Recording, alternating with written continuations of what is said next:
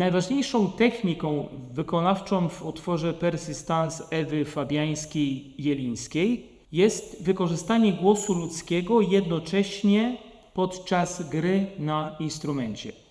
Tę technikę ćwiczymy, wykorzystujemy przy jednoczesnym dmuchaniu i otwieraniu gardła.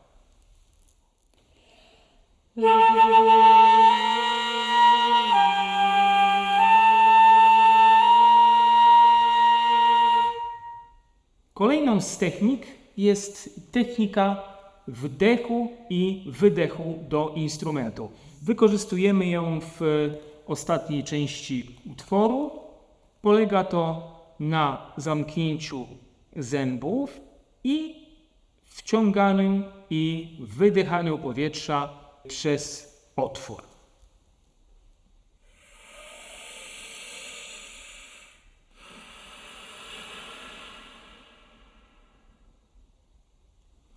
Głos i oddech stanowią wyjątkową narrację w tym utworze.